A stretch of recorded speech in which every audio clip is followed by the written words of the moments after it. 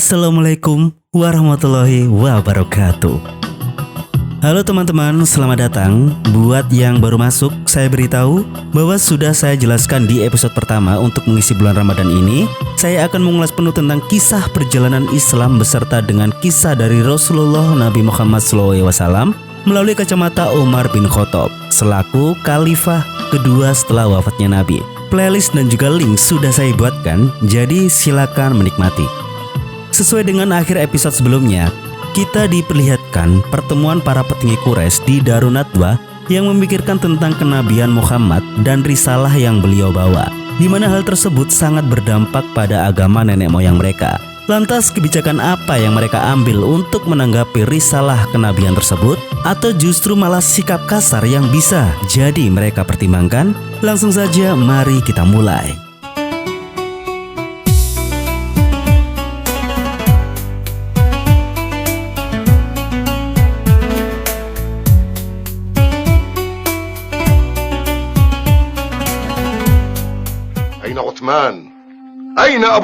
Dalam pertemuan itu, Abu Jahal menyampaikan kegelisahan dan keraguannya atas kenabian Muhammad yang semakin lama pengikutnya menjadi semakin banyak. Tentu, hal tersebut akan bertolak belakang pada petinggi Quraisy yang bertuhan Lata dan Uzza sesuai agama nenek moyang mereka. Bahkan, akan kehilangan kendali atas Nabi dan juga pengikutnya. Amir bin As pun menanggapi bahwa selama ini para penduduk mengikuti pemimpin dengan otoritas harta dan kekayaan. Kondisi itu terbalik dengan Nabi Muhammad. Hal tersebut menandakan bahwa apa yang disampaikan adalah kebenaran. Lantas apa salahnya jika mengikutinya? Mendengar itu, Abu Jahal pun sontak naik pitam. Hingga akhirnya Umar pun menengahi mereka dengan mengatakan, jika memang kenabian Muhammad adalah benar, maka semua orang bisa kembali pada kesehariannya, termasuk ibadah. Tentu hal itu lebih mudah tanpa mengangkat pedang. Mungkin cara yang efektif adalah berbicara pada Abu Thalib untuk menghentikannya. Lalu tidak hanya itu, ketegangan pikiran di dalam juga terjadi di luar. Bahkan, seorang budak yang bernama Bilal bin Rabah mendapatkan getahnya saat memberikan jamuan pada orang-orang Quraisy di luar Darun Nadwa. Inilah dampak Rasulullah yang luar biasa atas kenabiannya. Setelah pertemuan itu, terjadilah sedikit ketegangan antara Umar dan pamannya yaitu Abu Jahal, di mana Abu Jahal merasa malu atas Umar yang tidak sependapat kepadanya di depan Bani Abdi Manaf. Umar pun menjelaskan bahwa dia tidak mempunyai niat seperti itu. Semuanya hanya mengacu untuk menemukan cara agar kaum Quraisy berada di jalur yang tepat tanpa kekerasan. Namun, Abu Jahal menganggap bahwa hal itu melebihi apa yang Umar ucapkan, yaitu tradisi nasab masa lalu dalam derajat yang sama antara Bani Makhzum dan Bani Abdul Manaf. Dan jika Bani Hashim memaksa melindunginya, maka mereka akan melawannya. Sementara itu, Abu Sufyan penasaran dengan sikap Abu Walid yang menentang pendapat ekstrim Abu Jahal. Abu Walid pun kemudian menjelaskan bahwa Abdul Hakam hanya merasa iri terhadap Bani Abdul Manaf dengan dua cabangnya yaitu Bani Hashim dan Bani Abdus Syam. Tentu itu adalah para Bani, marga Rasulullah. Dan tiba-tiba, Hindun, istri Abu Sufyan pun menyahuti pembicaraan mereka berdua bahwa dirinya setuju dengan Bani Makhzum dan juga seluruh Quraisy untuk menghentikan Nabi Muhammad. Dan karena tidak ingin memulai perseteruan saat itu, Abu Walid dan Abu Sufyan pun berpura-pura memuji pendapatnya. Di sisi lain, kenabian Muhammad terdengar Abu Lahab dan juga istrinya. Abu Lahab merasa lebih pantas dibandingkan dengan sang Nabi dengan alasan keangkuhan kekayaannya. Sehingga mereka berdua mengingkari kenabian yang disandang Rasulullah. Tetapi mereka terbentur dengan tradisi Arab yang tidak boleh memutus atau melawan sesama bani atau marga. Ditambah lagi perlindungan dari paman Nabi yaitu Abu Thalib. Sehingga Abu Lahab pun akhirnya menyuruh istrinya untuk mengganggu dan menggagalkan segala hal tentang Nabi Muhammad. Di tempat lain yaitu di rumahnya Fatimah binti Khattab, Umar menjelaskan hasil dari pertemuan yang dia ikuti, di mana para petinggi Quraisy memiliki tujuan yang sama namun berbeda cara karena ada faktor kecemburuan silsilah marga. Hal itu akan berdampak perpecahan pada suku Quraisy itu sendiri. Ditambah lagi Abu Hakam yang marah pada Umar atas perseteruan pendapat. Ketika mendengar itu, Zaid pun lebih percaya pada Umar dengan segala kebijakannya daripada pamannya tersebut. Kemudian kita dibawa pada kondisi para pengikut Nabi di mana mereka juga merasakan kegelisahan atas para petinggi Quraisy yang membenci mereka. Abu Bakar pun meyakinkan mereka untuk tidak putus asa terhadap kebencian kaum Quraisy dan tetap dalam kebaikan, meskipun mereka harus menimpa hal-hal buruk dari suku Quraisy. Dan barang siapa yang berjuang di jalan Allah bersama Rasulullah, maka Allah akan memberikannya singgasana surga lebih daripada yang mereka harapkan. Malam pun tiba, Bilal yang seorang diri kedatangan teman budaknya sesama suku Abisinia, yaitu Wahsy. Bilal kecewa atas tindakan Wahsy yang sangat terlalu serius saat mereka bertanding pada episode pertama ya, hingga timbul perdebatan kecil. Namun Wahsy tidak ingin meneruskan hal itu karena dia cuma ingin tahu atas dirinya yang jarang dilihat, atau mungkin ada sesuatu yang Bilal sembunyikan. Dan keesokan harinya Abu Thalib bertemu dengan Abu Abdusyam dan para petinggi Quraisy. Abdusyam mengatakan bahwa keponakan Abu Thalib yaitu Nabi Muhammad telah melampaui batas, sehingga mereka pun memperingatkan Abu Thalib jika dia tidak bisa menghentikannya, maka kaum Quraisy akan melawannya. Dan tanpa mereka sadari, ternyata Umar juga menyaksikannya. Atas apa yang disaksikannya tersebut, Umar pun berkata kepada Zaid dan sepupunya bahwa tindakan mereka terhadap Abu Thalib sungguh tidak adil dan tidak bermoral, sekaligus menodai tradisi Arab, yaitu keutuhan hubungan nasab. Sepupunya pun bingung dengan pernyataan Umar yang notabene juga menolak risalah Nabi. Umar pun menjelaskan bahwa memang dia dan para petinggi Quraisy tujuannya sama, tetapi cara yang dipakai seharusnya bermoral dan berintegritas gitu loh. Jika seseorang berpikir hanya memenangkan perang dengan mengorbankan nilai moral, maka pasti akan terjebak dan tersesat. Sementara itu, Abu Walid yang dalam perjalanan mampir ke Hudzaifah anaknya. Dia kaget mendapati Hudzaifah yang makan sepiring dengan Salim, budaknya, di mana hal tersebut bisa mempermalukan di hadapan kaum Quraisy karena derajatnya. Sontak, keberadaan ayah Hudzaifah itu membuat Salim pergi. Hudzaifah pun menjelaskan pada ayahnya bahwa derajat seseorang sama di mata Tuhannya, bahkan dalam kuburan sekalipun, kecuali hanya amal baik yang dibawanya. Mendengar itu, Abu Walid pun curiga bahwa anaknya tersebut telah terpengaruh dengan Nabi Muhammad. Namun atas dasar dia menghormati ayahnya, Hudzaifah pun menutupinya dengan berpura-pura dia tidak tahu akan berita tentang Nabi Muhammad. Di tempat lain, Abu Lahab yang kesal mencoba untuk mengganggu Nabi dengan membuang daging-daging busuk di depan pintu rumahnya. Tapi tindakan itu pun diketahui oleh Abu Thalib, Abbas dan juga Hamzah yang kebetulan ingin mengunjungi keponakannya tersebut. Abu Lahab pun menjelaskan bahwa Nabi Muhammad telah menghina dirinya dan juga istrinya sesuai dengan apa yang didengarkannya dari Al-Quran, yaitu dari surat Al-Lahab. Abu Thalib memperingatkan Abu Lahab bahwa itu adalah perbuatan tercela yang melanggar adat, yang bisa membuat malu dirinya, terlebih lagi ayah mereka sendiri yaitu Abdul Muthalib. Mendengar hal itu, Abu Lahab pun malu bukan kepalang. Ditambah lagi dengan ketegasan Hamzah yang menyuruhnya untuk mengambil kembali daging busuk tersebut dan menyuruhnya pergi.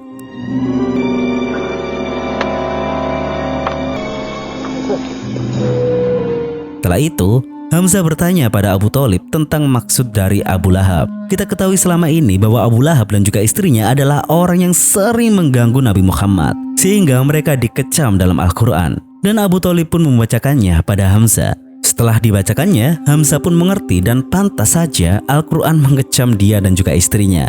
Hingga akhirnya mereka masuk ke rumah Nabi dan mengatakan bahwa paman-paman beliau mendukung dakwanya dan akan melindunginya. Bahkan logika pikiran para paman Nabi tersebut menjadi terbuka atas risalah yang dibawanya, terutama Hamzah, paman Nabi yang sangar tersebut.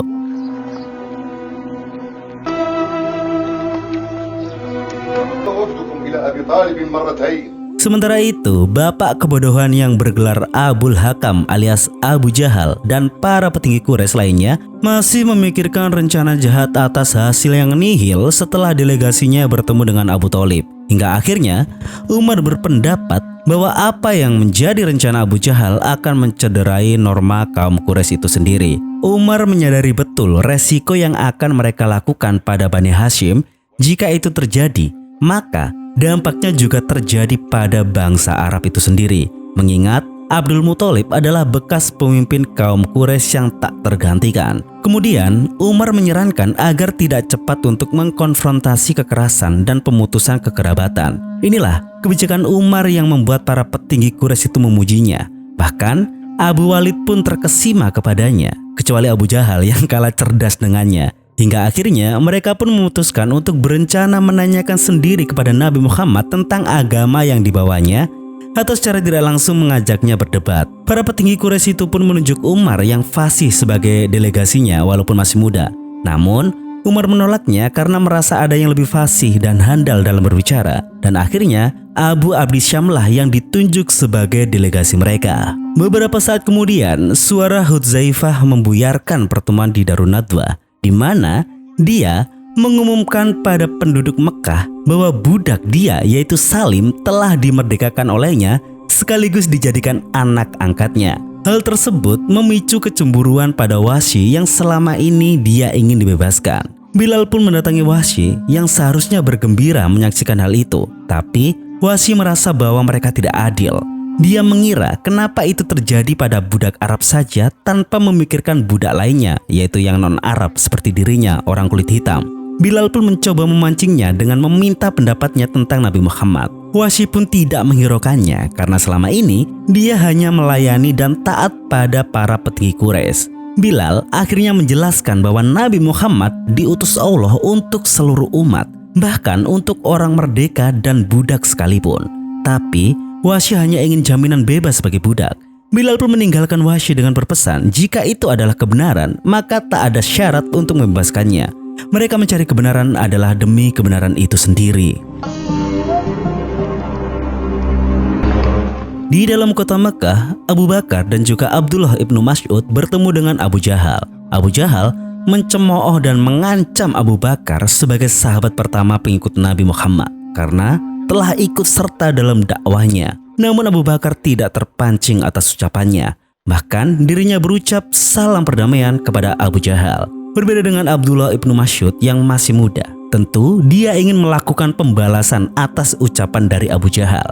Bahkan dirinya rela mati demi Rasulullah. Tetapi Abu Bakar dengan bijak menasihati Ibnu Mas'ud yang telah hafal sebagian besar Al-Quran untuk tidak melakukan hal itu, mengingat Nabi diutus sebagai pembimbing yang membawa berita gembira. Lantas Abu Bakar pun membacakannya surat Al-An'am ayat 108.